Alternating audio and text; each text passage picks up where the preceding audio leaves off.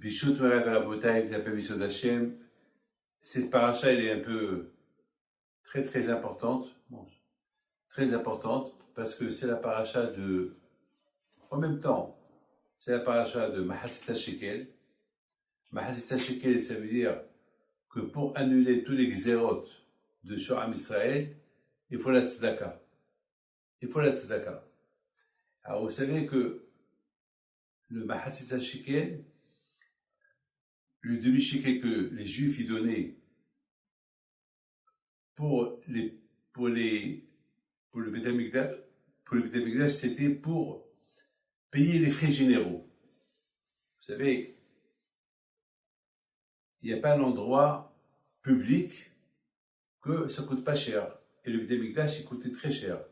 Les sacrifices, les korbanot.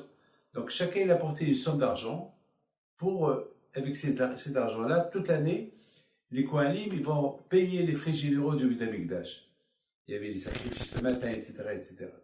Donc, ça c'est important. La paracha, elle parle de Mahatzit HaShekel pour maintenir les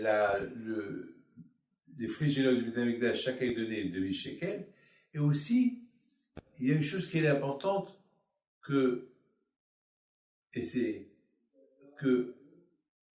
on sait que le Beth Amikdash représente HaKadosh Baruch Hu.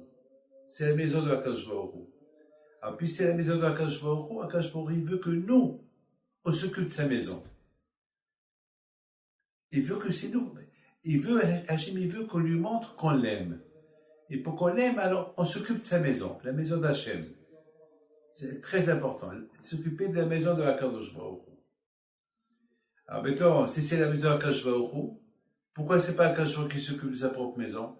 Pourquoi HaKadosh Baruch Hu ne fait pas un miracle que sa maison, elle reste toujours intacte? Toujours, elle reste intacte. Et quand HaKadosh Baruch Hu, il apporte le shefa, par exemple, l'abondance à sa maison. Que les gens, ils vont apporter des donations, etc. HaKadosh Baruch Hu, il n'a pas voulu. HaKadosh Baruch Hu veut que c'est nous qu'on s'occupe de sa maison. Pour montrer à HaKadosh Baruch Hu combien sa maison, elle est importante pour nous. C'est Hachem, c'est ce qu'elle a voulu. HaKadosh Baruch Hu, il veut qu'on lui montre que, et bien sûr, automatiquement, lorsqu'on s'occupe de la maison d'Hachem, automatiquement, on se dit, il faut s'occuper aussi de la maison de l'autre. N'oubliez pas que chaque juif, c'est Mishkan à HaKadosh Baruch Hu. Alors, de la même façon que tu t'occupes du Mishkan d'Hachem, il faut s'occuper de l'autre Mishkan d'Hachem, lequel c'est l'homme, l'être humain. On voit quelqu'un de pauvre qui est dans la nécessiteux, il ne faut pas l'oublier, il ne faut pas le mettre de côté, il faut l'aider. Je vous raconte une très belle histoire que j'ai lue. Très belle histoire. Il y avait une fois deux rabbins qui étaient tout le temps ils étaient ensemble. Ils faisaient toujours Havota, ils étaient toujours ensemble, toujours. Et à un moment donné, toujours ils vont étudier ensemble, toujours ils se rencontraient, toujours. Et un jour, un des deux rabbins était malade et il devait quitter ce monde. Et avant qu'il ait quitté ce monde, il a dit à ses enfants, appelez-moi ma Havota, appelez-moi j'ai oublié son nom. Il est venu, il a dit, on a vécu ensemble toute une vie, mettons, voilà, je quitte le monde, voilà, n'oubliez pas qu'il lit un peu des Mishnayot à sa mémoire, etc. Il a dit, je t'en prie, je te demande un service. Ce monde là-haut, personne ne le connaît. Mettons, nous, depuis qu'on est ensemble, on ne s'est jamais disputé, tout le temps on était ensemble. Mettons, tu vas partir là-haut, alors je te demande un service.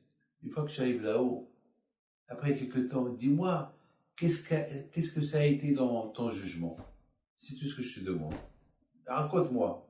Oui, d'accord.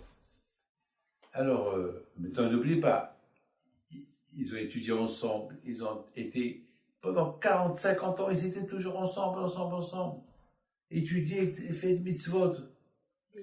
Et des meilleurs amis, ils priaient dans la même synagogue, ils avaient le même rébé, le même rabbin. Ils ont partagé toute une vie.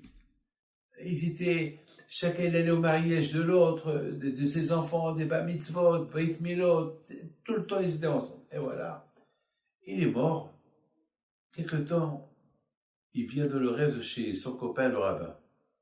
Et il dit, alors, tu as tardé. Il dit, j'ai tardé. Le jugement, il a duré. Il a dit, raconte-moi un peu. Elle dit, c'est vrai, lorsqu'il a quitté ce monde, il est arrivé de l'autre monde. Bon, ils ont commencé à le juger. Ils ont vu que il a fait des bêtises dans sa vie, mais c'était pas assez pour entrer à Gan Eden. Ils ont commencé, oui, il a prié, oui, il a étudié, mais c'était pas assez pour entrer à Gan Eden. Oui, il a fait du Hesed, mais c'était pas assez. Et à un moment donné, chaque fois, il y avait des tonnes de malachim qui venaient pour confirmer qu'il était tzaddik, qu'il a étudié, il a fait ça. Mais chaque fois, on ne sait pas assez. Alors ils lui ont dit, mais on a un problème avec toi, on ne sait pas quoi te faire avec toi. Ça veut dire, il a étudié toute sa vie, il a fait le Hesed toute sa vie, il a fait, et chaque fois, c'était pas assez. C'est-à-dire, oui, il va avoir un Gan Eden, mais pas un super Gan Eden, c'est pas assez, c'est pas assez, c'est pas assez. Alors le pauvre, il avait une boule à la gorge. Il dit, avec tout ce que j'ai fait, alors j'ai dit, wow, alors, qu'est-ce que... Alors il leur a dit, il a demandé, ils ont dit, tu n'as pas fait un maassé. C'est vrai, tu es super, mais un maassé qui rend ta balance pour avoir un maassé, une action, une super action, comme Abraham Avinu, il a fait des actions, il a fait des choses de surnature. Ici à Gan Eden, il faut une chose de surnature. Ça veut dire que oui, tu as Gan Eden, mais pas un Gan Eden super, le gros lot, le loto. C'est pas ça. Ah, tu as gagné, ça va, tu as eu 5 points. Tu as déjà rempli 5 numéros. C'est pas le macho. Et soudainement, il y a un malach qui arrive. Un malach. La lumière de ce malach-là. Il leur a dit, stop.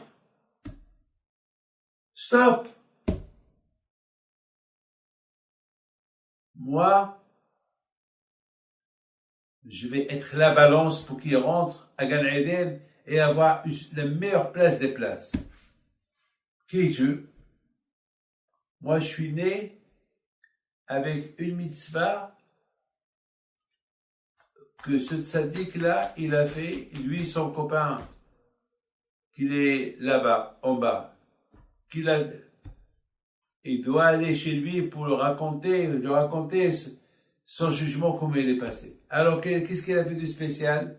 Qu'est-ce qu'il a fait de spécial? Ça s'est passé après le Ta'anit d'Esther. Il est rentré chez lui à la maison. Le lendemain matin, il devait aller à la synagogue, écouter encore la deuxième fois la Megillah, et rentrer chez lui à la maison, faire Mishloach Manot, et faire la Saouda. Et lorsque les deux, parce qu'ils habitent l'un à côté de l'autre, ils sont partis de la synagogue, ils ont vu quelqu'un qui était en train de pleurer. Il avait de la peine. Alors, il lui a demandé, pourquoi tu pleures? Pourquoi je pleure? J'ai pas d'argent pour faire Mishloach Manot. J'ai pas d'argent pour donner à mes enfants une Seouda. J'ai rien du tout. Ah bon? Alors, ces deux-là, lui et son copain, ils ont dit, nous, on va faire une mitzvah. C'est la mitzvah des mitzvahs. Nous, on peut manger plus tard, mais lui, il n'a rien. Ils sont partis de maison à maison ramasser de l'argent pour que ce monsieur, il aura assez d'argent pour faire Seudat Purim et pour faire Mishloach Manot. Et c'est ça ce qu'ils ont fait. Ils ont terminé de ramasser un peu d'argent, 21h, 2h d'après-midi. Ils sont partis chez lui, Il me dit, ouais, l'argent que tu as ramassé, voilà, avec ça, tu vas faire sur date Purim et tu vas acheter des cadeaux pour donner et il y a assez là-bas pour toute la semaine, de quoi vivre toute la semaine. Alors, dans le ciel, ils ont considéré cette mitzvah qu'elle a mis à jour, à niveau, pour qu'ils puissent rentrer à Gan Eden dans le meilleur endroit des endroits. Pourquoi? Parce que le plus important, c'est comment tu fais la mitzvah. Dans la vie, il faut savoir faire. Pour avoir, par exemple, quelqu'un par exemple, qui fait un sacrifice. On a vu dans la Gemara beaucoup des histoires. Des gens l'argent qu'ils avaient, vous savez, l'argent c'est la vie. L'argent qu'ils avaient, de quoi vivre, ils vont le donner à quelqu'un pour marier son fils. Et eux, ils vont rester sans rien. Ça, dans le ciel, ça fait exploser le Gan Eden, ça fait exploser l'autre monde. Dans la vie, parce que malheureusement, on vit ce qu'on appelle la nature. On se lève le matin, on est comme des robots. Le matin, on se lève, on va à la synagogue, on vient, on prend des petits déjeuners, on est des robots. C'est une vie robotique, voilà. Et le Shabbat, c'est comme ça, la Dafina. Mais une vie, c'est comme un mitzvah Adam Lumada. C'est pour ça que dans la paracha de Ekev, c'est écrit Ve'aya Ekev Tishmeon. Ce qui est important chez Akadosh Baruch Hu, c'est pas lorsqu'on fait des mitzvot par habitude. Il faut faire les mitzvot, c'est pas par habitude, il faut les faire par amour, par amour.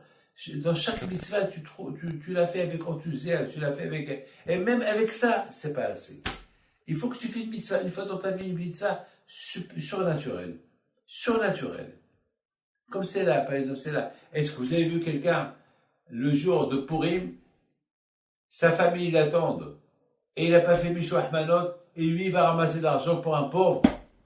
C'est dur, ça. On va se contenter de lui donner quelques sous, et bye bye. Et c'est ça. Vous savez, avant-hier, j'étais à Givat Shaul pour les 7 jours de mon meilleur copain qui est mort, le pauvre. Et il y avait un pauvre, il avait un peu honte de me demander de l'argent. Et j'ai pas pensé lui donner. Mais il avait honte. Je sais pas ce qui s'est passé. Et on est parti pèleriner Léo Haddad à la Shalom. Et après, je sais pas, j'ai dit, tiens, je vais retourner par l'endroit où j'étais là-bas. L'endroit où on me lavait les mains. Alors, il y avait beaucoup des endroits où je pouvais me laver les mains. Et dans ma tête, j'ai dit, je vais aller à l'endroit à côté du parking. Là-bas, je me lavais les mains. Et qui je trouve là-bas? Le monsieur. Le monsieur, il avait honte de me demander de l'argent. Alors, je lui ai donné une belle somme. Il était très content, il commençait à me bénir. Il était très content. Alors que je pouvais aller. Et dans ma tête, j'ai dit, après, j'ai eu d'appel, pourquoi je ne l'ai pas donné? Et bon, Hachem, il a voulu me dire, David, tu as eu d'appel, le voilà, il est mettre à côté de toi. Beaucoup de fois, quand je vois il nous aide à faire des mitzvot. Beaucoup de fois.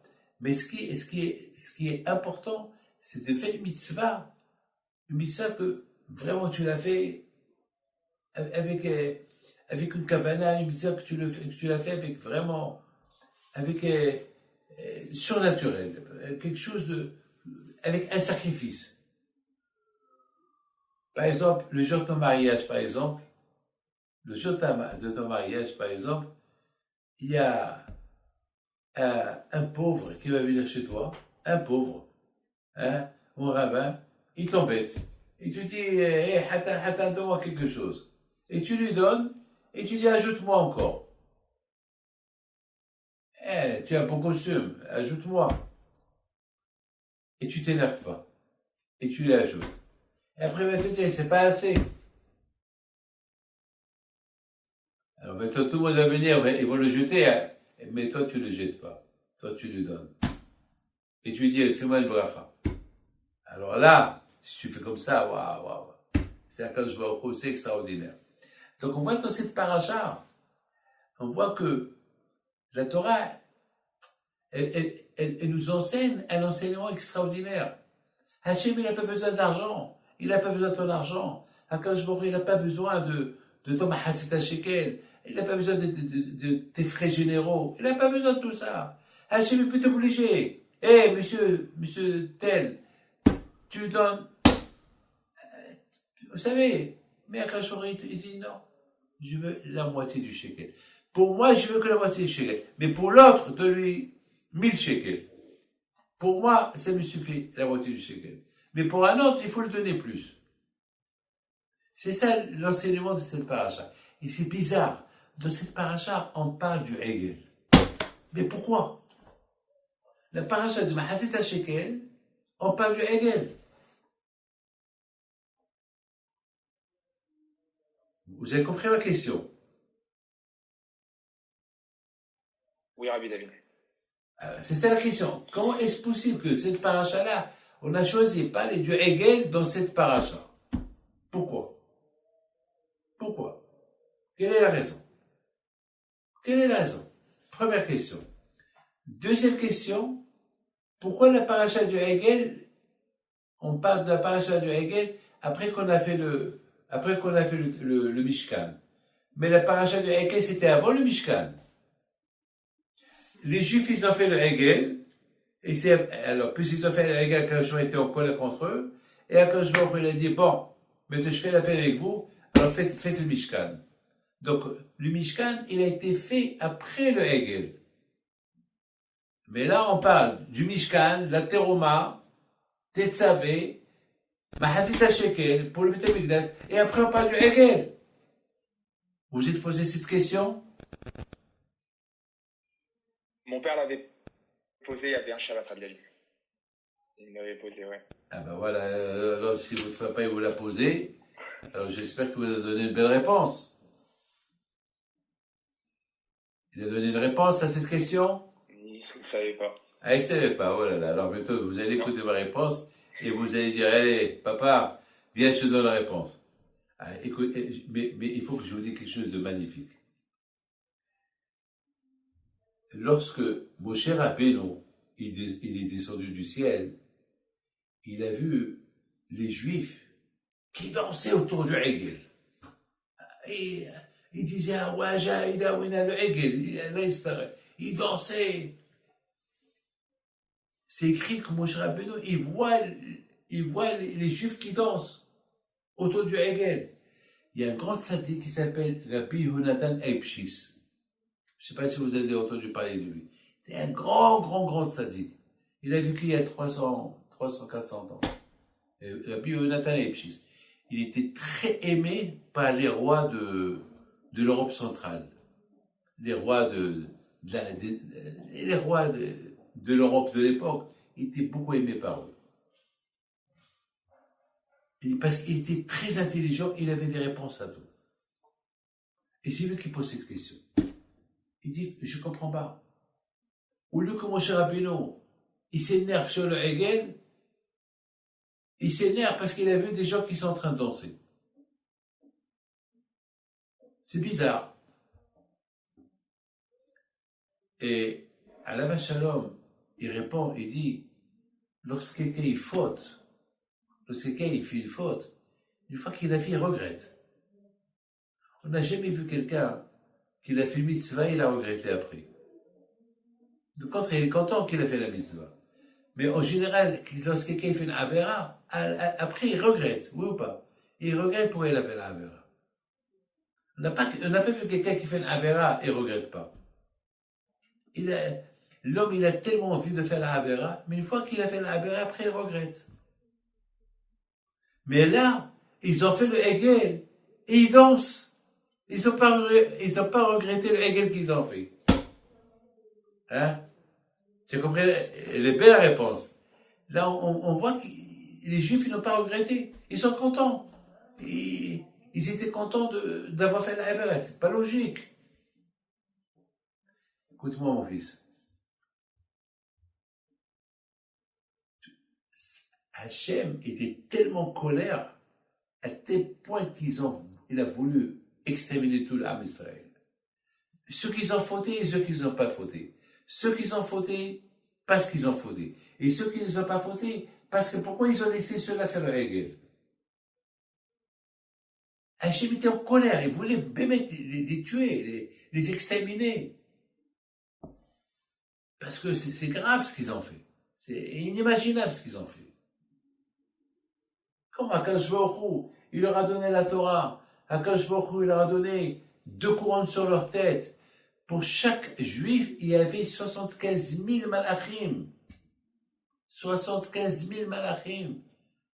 Pour le caveau de chaque juif. Ils ont dit Hashem Nishma. Avec tous les miracles qu'ils ont vus. Comment? C'est ce qu'ils font. Et le contraire, ils sont heureux, ils sont contents. Je vous pose une question. Lorsque ça vous arrive, lorsque vous faites une avera, vous regrettez après, ou pas?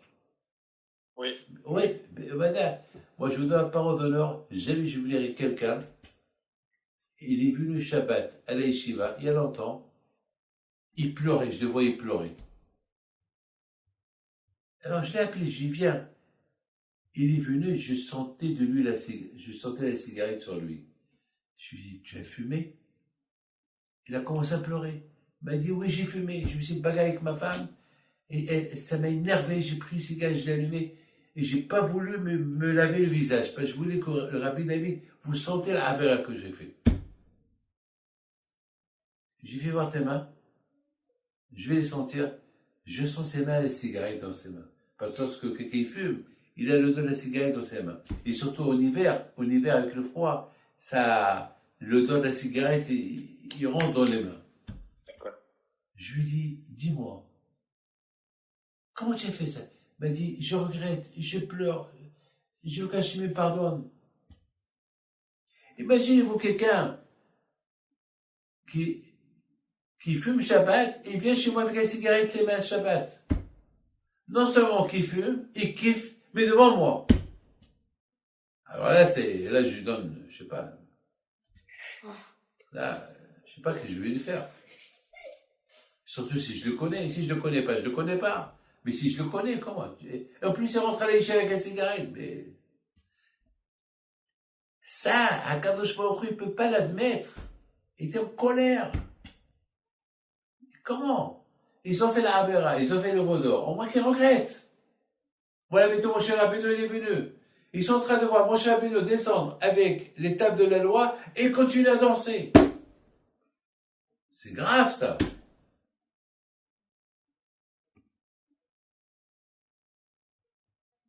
Mais tout d'après ce que je vous dis, je comprends pourquoi la Torah, elle a écrit le Vaudor, elle n'a pas écrit le Vaudor qu'ils ont fait les Juifs sur l'ordre. Elle a fait ici un désordre. Un désordre. Lequel? Hachem y parle à Moshe Rabbeinu, faites-moi un tabernacle. Apportez-moi des dons. Et les femmes qui courent pour apporter des dons pour le Beth Amikdash. Et les hommes aussi, ils courent. Mais les femmes, ils couraient plus vite. Et les hommes, ils venaient aussi pour donner. Ça veut dire la Torah, pour le kavod de Am Israël, la Torah, elle a parlé du Mishkan en premier. Je veux résider chez les Juifs. Je veux que chaque Juif, il soit ma résidence. Le kavod qu'il a fait à Kadosh Baruch Hu, et Hachem, il n'a pas voulu écrire dans la Torah tout de suite, après qu'ils ont reçu la Torah, ils ont fait le Vaudor. Hachem, tellement il aime les Juifs, comme qu'il a dit, vous êtes mon peuple choisi, alors Kadosh Baruch Hu, il a dit, allez, on ne va pas écrire tout de suite la Havera qu'ils ont fait. C'est comme par exemple, une femme qui se marie, écoute bien ça, une femme qui se marie, elle se marie, et une fois qu'elle s'est mariée avec son mari, elle lui brûle le repas. Tout de suite, Zamax, une bonne cuisinière, et elle a pris le téléphone, elle parle au téléphone, et son mari, il sent la fumée, et il rentre. Mais rien. C'est quoi ça? C'est rien, c'est rien. Elle continue encore à parler. Alors, qu'est-ce qu'il fait? Il prend la marmite, il la casse par terre. Il la casse. Pour qu'elle se rappelle. Ah, qu'est-ce qui se passe? Ben, ton manger que tu m'as fait, il est brûlé. Avec un beau mariage que je t'ai fait. Ton mariage, il m'a coûté 2 millions de dollars. Et c'est ça le premier repas à la maison, c'est ça ce que tu me fais? Ah, pardon, je m'excuse.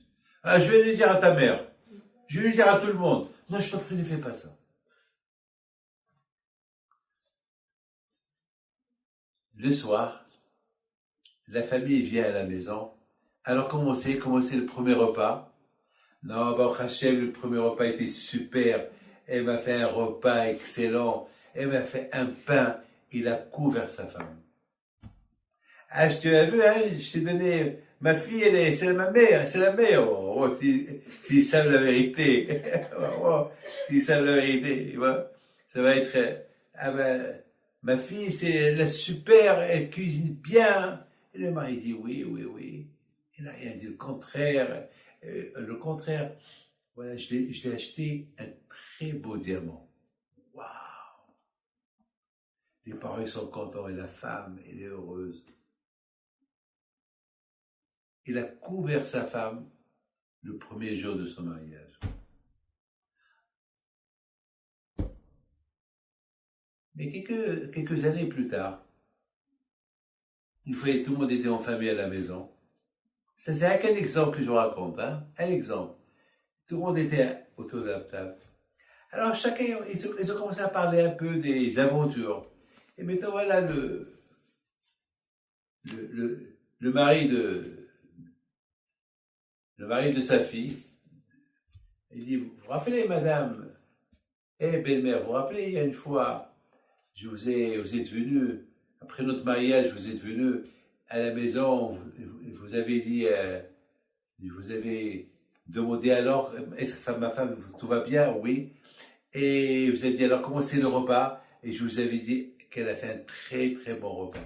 Vous vous rappelez? Ben oui, et moi je t'avais dit que je t'ai donné ma meilleure fille. Ah, vous vous rappelez? Ah ben vous savez, ce premier jour de mariage, elle a brûlé le repas. Quoi? Elle a brûlé le repas. J'allais la divorcer. J'allais la divorcer. J'allais vous la renvoyer. Lorsque vous êtes venu, et qu'est-ce que j'ai fait? Je l'ai couvert. Ah bon? Ouais. Parce que j'aime votre fille. Je l'adore. Mais à un moment donné, donc c'était pour moi l'occasion de me débarrasser d'elle et de la renvoyer avec vous. Et pourquoi je ne l'ai pas dit? Ben parce que pour son kavod, pour votre kavod. Exactement, vous avez compris là. Ça, ce que Hachem a fait. Pour le kavod d'Am Israël, pour le kavod de la Torah, Hachem il a couvert Am Israël. Et là, tout de suite, après Matan Torah, de quoi on nous parle? On nous parle de Beit HaMikdash. Le couple, HaKadosh Baruch Hu et Am Israël, tout va bien.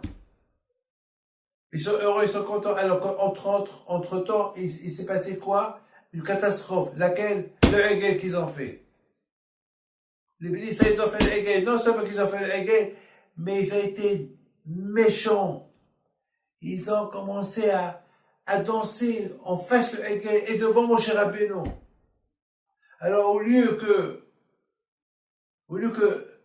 ils regrettent, qu'ils ont des remords. Non, ils ont tué Our. Pas de remords. Ils ont voulu tuer Aaron. Pas de remords. Le Hegel, il est là. Pas de remords. Il danse. Mon cher Rabbeinu, il arrive avec 2 tapes de la loi. Il continue à danser. Il n'y a rien. Il n'y a pas de problème. Mon cher Rabbeinu, c'est là, mais stop! Stop! Ils cassent les tables de la loi. Ils ont eu peur. Ils ont été choqués. Parce que de leur tête, Moshe, il est mort. Il n'est pas mort. Il est là en face. C'est là qu'ils ont regretté. C'est là que chacun a voulu se sauver.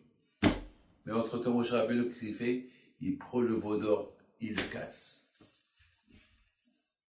Il le casse. Il le brûle.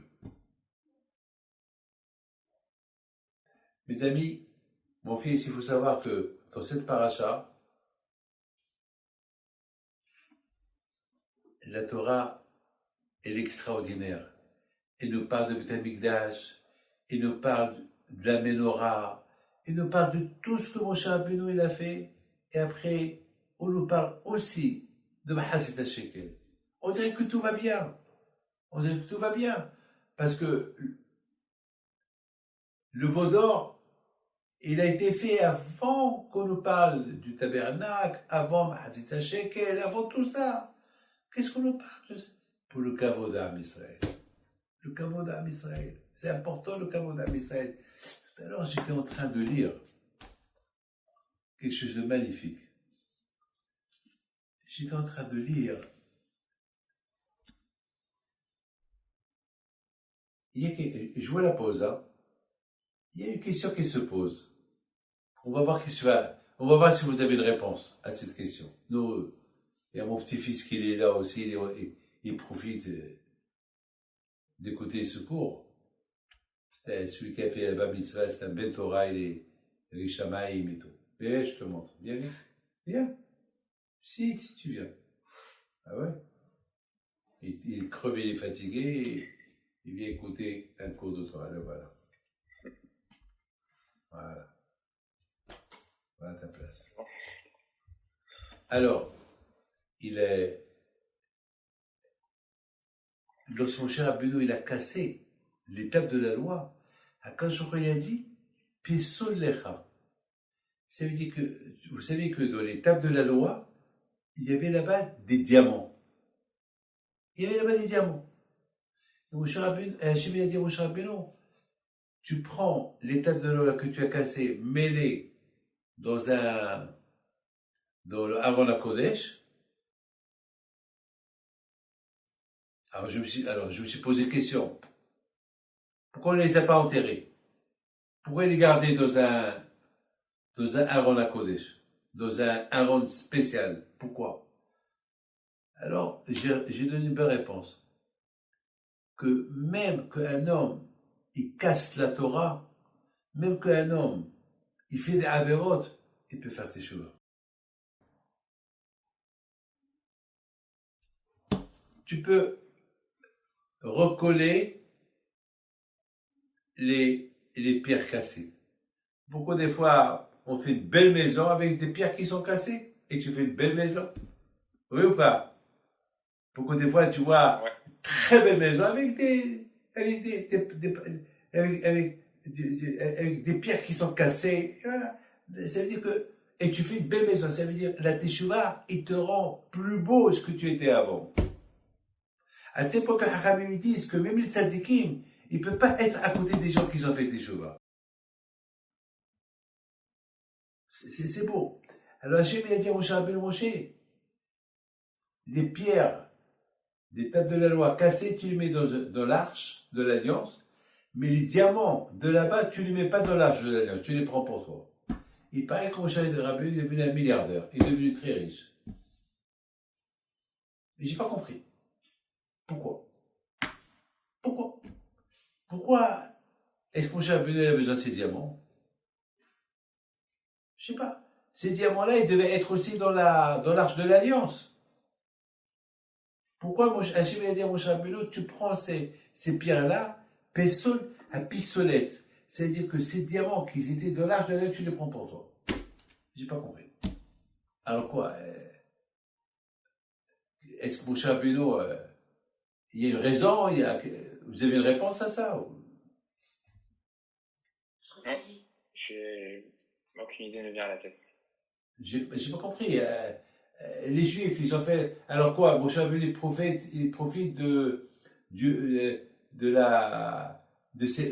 cette arche-là, de cette pierre-là qui sont sorties de la. Au lieu qu'Hachem, il lui dit, prends ces pierres précieuses qui font partie des tables de la loi mêlées dans l'arche aussi. Non. Il lui dit, non, cela tu les prends pour toi. Oui. En fait, Hachem voulait lui dire à Moshe que, en fait, la Torah elle est importante, mais les diamants, ils n'ont rien à faire. Là, en fait, le plus important, c'est la Torah et pas l'argent. Très bien. Il a donné une belle réponse, mon petit-fils. Il a dit mon petit-fils que... J'ai mal entendu, Rabbi David. Ouais, alors mon petit-fils, il a donné une très belle réponse. Aviel Saban, il a donné une belle réponse.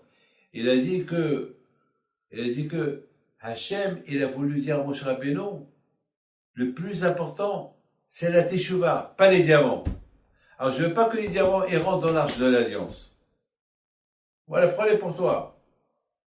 Il a dit, dans l'arche de l'Alliance, il n'y a que la Teshuvah. Il n'y a que, si tu fais quelqu'un qui a fait la affaire, elle a fait Teshuvah, oui. Mais qu'est-ce qu'ils vont faire les pièces, les diamants? C'est une décoration, mais pas avec la Torah.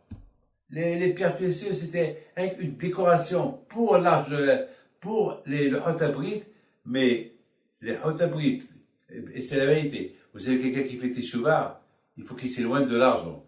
Parce que quelqu'un qui fait Teshuvah, une bonne Teshuvah, et il pense qu'à l'argent, à faire de l'argent, ben cette Teshuvah, elle va être un peu bizarre. C'est la raison pourquoi Kadosh Baruch Hu, il a dit à Moshe Rabbeinu, étant donné que c'est toi qui as cassé les tables de la loi, alors ces trucs-là, ces pièces, c'est dire, tu peux les prendre pour toi, parce que toi tu sais comment gérer l'argent, mais il ne faut pas les mettre avec les tables cassées, parce que les tables cassées, ça représente les réunir, les unir. Mais les pièces, les diamants, ils n'ont rien à faire avec le... Mais par contre, l'arche de l'Alliance était faite avec de l'or. Donc il y avait de l'or là-bas. Dans l'arche de l'Alliance, il y avait de l'or.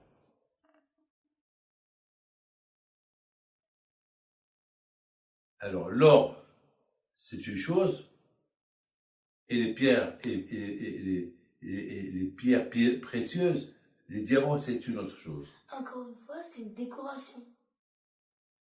Pas de l'intérieur, que de l'extérieur. L'or, c'était pour une décoration, c'est-à-dire qu'il faut profiter de la Torah que de l'or, mais les pierres précieuses, ils n'avaient pas à être à l'intérieur de l'arche de l'Alliance. Ça, Moshe, ça peut casser la teshuvah de la personne. Parce que la Torah, elle est plus importante que la pierre précieuse, que l'or, que tout. Et Moshe Rabbeinu, vous voyez, moi, qu'est-ce qu'il a fait avec? Rien. Rien. Qu'est-ce qu'il va? Il a dû les donner. Moshe Rabbeinu, toute sa vie, c'était la Torah. Et ils ont haché à sa mère, Behelko. Ah, mais toi, on comprend très bien. Combien Akadosh Baruch Hu est extraordinaire, Akadosh Baruch Hu il est super, bébête. Il n'a pas voulu faire honte au béni Israël. C'est de la folie. C'est de la folie.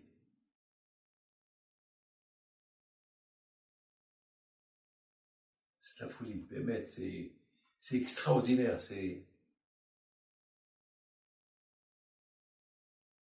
Akadosh Baruch Hu, il n'a pas voulu écrire leur histoire tout de suite. Parce que ça aurait été dégradant pour les bénis Israël. Ça aurait été pas bien. Ça aurait été dégradant. J'essaie de vivre ces moments-là. J'essaie de vivre. Moshe Rabbeinu, il descend du ciel, après 40 jours, 40 nuits, qui est resté avec Hachem. Pendant 40 jours, 40 nuits, il descend, il voit ce massacre-là. Son corps était par terre, ils l'ont tué. Il les voyait en train de chanter. Sans remords. Pas de remords. Les Juifs, ils n'ont pas de remords. C'est grave, ça. Alors, quand je a dit, une fois qu'il leur a pardonné la faute qu'ils ont fait, il n'a pas écrit tout de suite l'histoire du veau d'or. Il a écrit plus tard. Jusqu'à que Hachem, une fois que Hachem leur a pardonné, une fois que Hachem leur a pardonné à Kippour, une fois qu'ils ont préparé l'argent pour faire comment il s'appelle, pour faire le tabernacle et tout, c'est là. Et ouais, j'ai oublié de vous dire, une fois aussi qu'il leur a donné les fêtes à faire. Regardez, c'est extraordinaire. Tout de suite, une fois qu'on a que les Juifs, que la Torah elle a écrit, le vaudor qu'ils ont fait, Hachem il a dit à Moshe Rabbeinu, maintenant voilà, je leur pardonne, et donne leurs défaites, qu'il faut Pessah, qu'il faut Sukkot, qu'il faut Shavuot, un désordre, un désordre. Ça veut dire Hachem il a dit au peuple d'Israël, cette joie que vous avez fait pour le vaudor, maintenant vous allez la faire pour le Shabbat, vous allez le faire pour Sukkot, pour Pessah, pour Shavuot, pour les fêtes juives. Et c'est écrit, hein, Bémet, hein, regarde ce que c'est écrit là. C'est écrit, il y a un passage qui est extraordinaire. Il y a un passage dans la Torah qui dit comme ça. Kashboku, il leur a dit, cette joie-là que vous avez eue dans les fêtes, dans le vaudor que vous avez fait, alors vous allez l'utiliser, cette même joie, pour le Shabbat, pour Pessah, pour Sukkot, pour Shavuot. C'est de la folie, c'est de la folie. Regardez, il y a le passage, regardez ce passage là-bas, regardez. Hachem leur dit maintenant, Elohim Asecha, Lota'aselach. Ne faites plus même. Maintenant voilà, je vous ai pardonné, on a fait la fête et voilà, on a fait le Mishkan et tout. Alors écoutez, on va faire le Mishkan. Là, il n'y a pas d'Avodah Zara. Il faut faire Hagamatzot.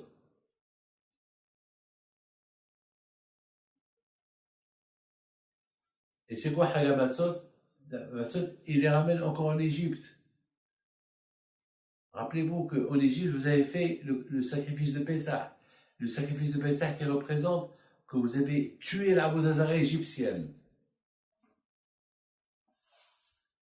Il leur a dit, Shabbat, faites Shabbat. Il leur a donné Shavuot.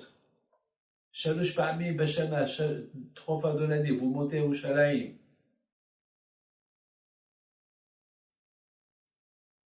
La fête que vous avez fait pour le vaudor, vous allez le faire maintenant pour les fêtes que je vous ai données.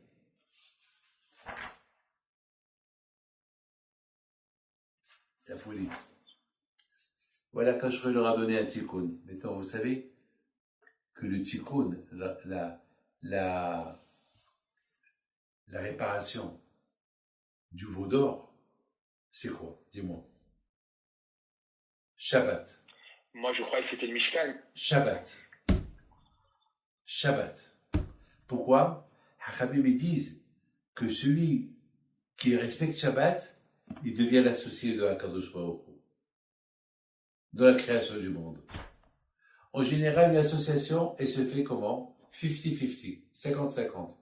Moi, j'apporte 50%, vous apportez 50%, et on fait l'affaire. Mais toi, quand j'aurais dit au Bnei Israël, voilà, vous allez être mes associés dans la création du monde. Et Hachem, c'est lui qui a tout créé. C'est lui qui a tout créé. Est-ce que vous l'avez aidé? Non. C'est Hachem qui vous a aidé. Mais Hachem, il nous dit, voilà, si vous voulez être mes associés dans la création du monde, Shabbat. Parce que celui qui fait Shabbat, il confirme que Hachem, il a créé le monde. 6 jours, il s'est reposé le 7e jour. Donc tu deviens son associé. Donc si tu es l'associé d'Akadosh Baruch Hu, c'est-à-dire que c'est Akadosh Baruch Hu le bon Dieu. C'est lui Hachem. Puisque tu crois en lui, c'est lui Hachem, c'est lui qui a créé le monde. Donc tu répares avec ça la faute du vaudor. Hein? C'est de la folie ça. Alors, et lorsque tu fais Pessah, Sukkot, c'est-à-dire que finalement Shabbat, il est plus important que toutes ces fêtes que tu fais. Plus important. Parce qu'on dit, ce que tu fais chaque jour, et ce que tu fais qu'une fois dans l'année, c'est quoi le plus important? Ce que tu fais une fois dans l'année, ou ce que tu fais chaque jour? Par exemple, vous avez maintenant 57 Shabbatot dans l'année. Vous avez 3 fêtes, vous avez 5 fêtes de l'année. Qui est le plus important? Les 5 fêtes ou les 55 Shabbatot? Les 57 Shabbatot. Shabbatot. Parce que eux, tu les fais tout le temps. Alors que ces fêtes-là, tu les fais une fois dans l'année. Fais ça une fois dans l'année. Shavuot une fois dans l'année. Tout à l'heure, je vous ai dit que de faire attention avec les petites mitzvot que tu fais tout le temps. Ils sont plus importants que les grandes mitzvot. Parce que les grandes mitzvot, c'est une fois. Mais les autres mitzvot, tu les fais tout le temps, tout le temps, tout le temps, tout le temps. Donc cela, il faut faire attention parce que Pessah, parce que tu le fais une fois dans l'année, alors tu vas bien le faire. Alors, et les autres mitzvot que tu fais chaque jour, tu vas mal les faire. Non. Quand j'aurais te dit, il faut faire attention avec les petites mitzvot que tu fais chaque jour, de les bien faire, de les bien faire, de ne pas les faire comme c'est comme ça. Donc voilà. Voilà la paracha du Hegel. Elle est belle, hein? Vous avez une question à me poser? Vous n'avez pas compris? Très joli. Oui, Rabbi David, vous avez dit que le tikkun du Hegel, c'est le Shabbat. Mais j'ai compris pourquoi le Shabbat, celui-là qui fait le Shabbat, il est shootaf à la création du monde. Mais par contre, j'ai pas réussi à comprendre pourquoi Dafka le Shabbat, c'est le tikkun du Hegel. Parce que le Hegel, c'est la Avodah Zara. L'idolâtrie. Ils ont dit, les Juifs, c'est toi qui as créé le monde. Ils ont dit à la Avodah Zara, c'est toi qui as créé le monde. C'est toi qui nous as fait quitter l'Égypte. C'est logique, ça? C'est quoi la Avodah Zara? C'est l'idolâtrie. L'idolâtrie, ça veut dire, par exemple, comment ça s'appelle, les Grecs. Les Grecs, ils disent que c'est le soleil qui a créé le monde. Alors qu'il y a Dieu qui a créé le soleil. Alors maintenant, lorsqu'on fait le Shabbat, on dévoile que c'est Hachem, Adonai ou Elohim, Adonai ou Elohim. Adonai Melech, Adonai Malach, Adonai Mloch, c'est lui qui a créé le monde. C'est pas l'idolâtrie. Donc automatiquement, lorsque tu crois, tu te reposes le Shabbat et tu respectes Shabbat, ça veut dire que tu crois qu'il y a Hachem qui a créé le monde en 6 jours, et il s'est reposé Shabbat. Donc tu deviens son associé. Donc tu crois que c'est Hachem qui a créé le monde. Et aussi, c'est eux qui ont créé Et c'est Hachem qui a créé l'homme. Non, c'est aussi eux qui ont créé l'idolâtrie. Ah oui, c'est vrai. L'idolâtrie. Qui a fait ce veau d'or? C'est eux qui l'ont fait. Comment? C'est eux qui l'ont fait, et tu dis, c'est lui qui a créé le monde? C'est pas logique.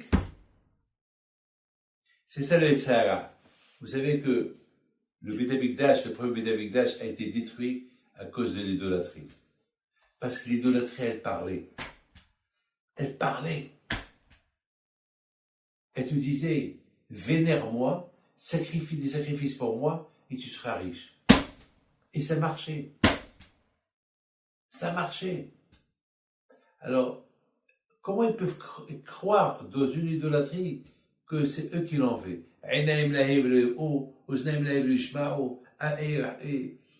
C'est comme qui dit le prophète, comment ils ont créé une Avodah Zara et ils disent c'est eux qui ont créé la Avodah Zara et les hommes ils disent c'est elle le Dieu. Comment elle peut être elle le Dieu? Alors c'est eux qui l'ont créé. Il y avait le Yitzhak de l'Avodah Zara. Lorsque Ezra Sofer, il a construit le deuxième temple, avant qu'il l'a construit, il a prié à Hachem, ce Beit HaMikdash qu'on est en train de construire, il ne va pas durer. Si tu ne nous aides pas, exterminer la Avodah Zara.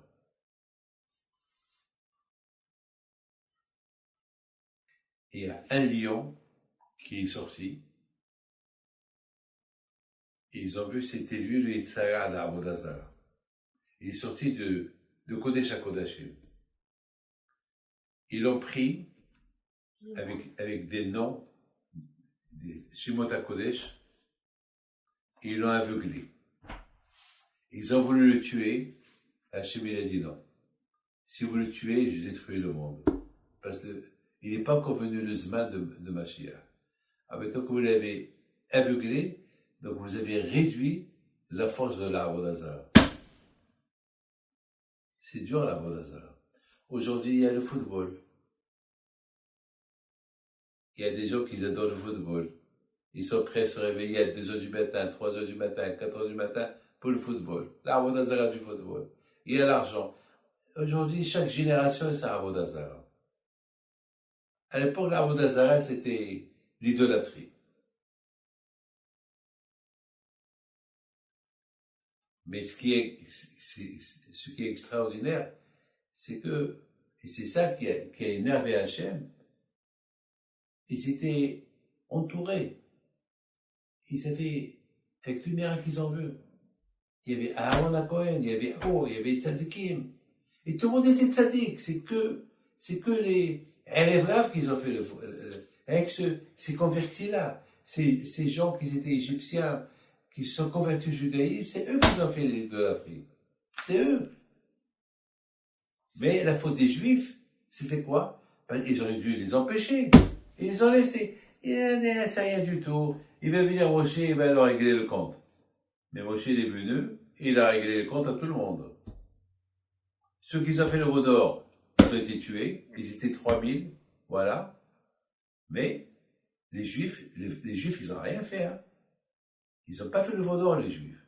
Mais ils auraient dû pas les laisser faire. Joël, vous voyez un Juif, un ami à vous, à la synagogue, il allume une cigarette à la synagogue Shabbat. Vous allez se taire à la synagogue. Toute la synagogue va lui dire, non, tu n'as pas le droit, sors de là. Respecte-nous. Tu veux pas, attends. Tu peux pas faire ça. Alors, là où c'était le Mahane Israël, c'était comme une synagogue. Tout le monde était là. C'était un camping. Toi, mais ça, ils étaient là. C'était dans une suite. Alors, il y a 3000 qui font la Vodazara. Tu peux pas. Et en plus, ils dansent, ils chantent devant la Vodazara. 3000 sur 7 millions. Oui, 3000. Sur 7 millions. Oui, et en plus, c'est des convertis. C'est pas des juifs. Mais c'est rien, 3000 sur 7 millions. Mais 3000, c'est énorme. C'est énorme. Ils ont fait une révolution. Mais sur 7 millions. Mais la faute des juifs, c'est qu'ils auraient dû les empêcher. C'est comme deux enfants à la maison, il y en a un qui joue avec le feu, et lui il dit non, c'est ma mère qui va lui régler son compte. Ouais. À la fin, il brûle la maison. Comme il dit mon petit-fils, il dit c'est comme un enfant à la maison, il joue avec le feu, et ses frères, ils le laissent jouer avec le feu. Il dit c'est maman qui veut jouer. Et il dit c'est pas grave, ma mère elle va venir, va lui régler son compte, elle va le punir. Mais non, à la fin, il a brûlé toute la maison. Après, il brûle toute la maison, et tout le monde est dehors. C'est grave. C'est ça la faute qu'ils ont fait les Juifs. C'est pour ça ça s'appelle comme si on est associé avec eux. C'est pour ça, de là on apprend que on peut pas se permettre de voir quelqu'un. Bon, maintenant malheureusement, il n'y a pas de Vidamikdash, il n'y a rien du tout. Maintenant, malheureusement, ce que Mashiach il va venir, il va mettre de l'ordre dans la maison juive. Mais entre-temps, si on peut arranger les choses entre nous, on les arrange. Regarde en Israël, malheureusement. Qu'est-ce qu'on peut faire?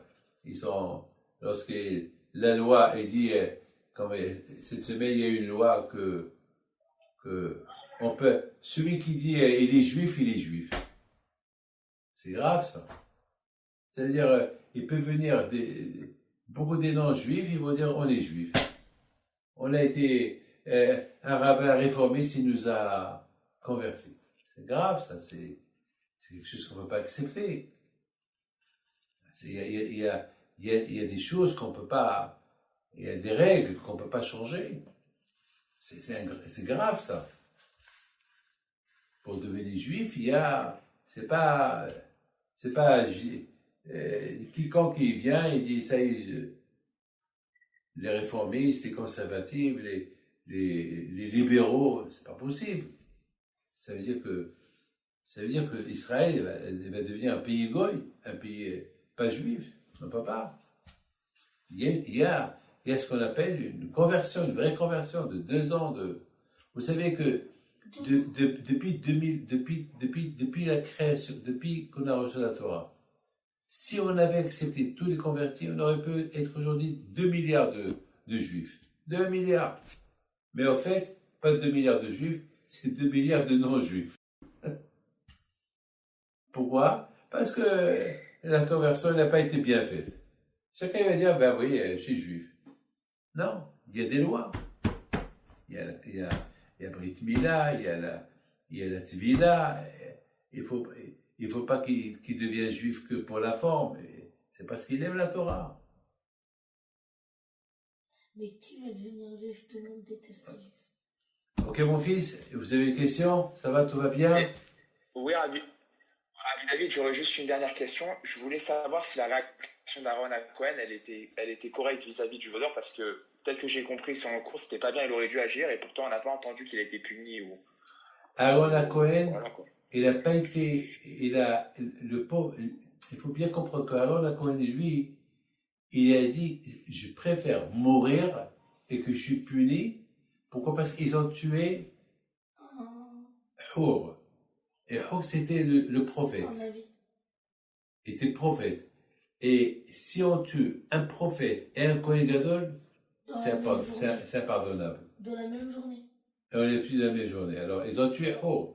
Aaron a dit, je préfère que la faute, elle soit sur moi et pas sur les bénis d'Israël. Et c'est comme beaucoup des tzadikim qui ont donné leur vie pour sauver le peuple juif. Et il a fait ça les Shem Shamaim. Et Bidavka, parce qu'Akash Baruch Hu, il a vu que Aaron Cohen, il a fait ça uniquement par amour de Am Israël, alors Akash Baruch Hu, il a pardonné. D'ailleurs, dans la paracha de Shmini, on va voir tous les sacrifices que Aaron Cohen, il a fait dans la paracha Shmini, c'est pour se faire pardonner le vaudor qu'il a fait. Mais lui, Hachem, il n'a pas puni. Pourquoi? Parce qu'il a dit, je préfère que le bon Dieu me punisse et punit pas les Juifs. Il y a beaucoup de tzadikim qui ont, comme l'histoire de Rabbi Yitzhak alav shalom. Lorsque il y avait là-bas des soldats, qui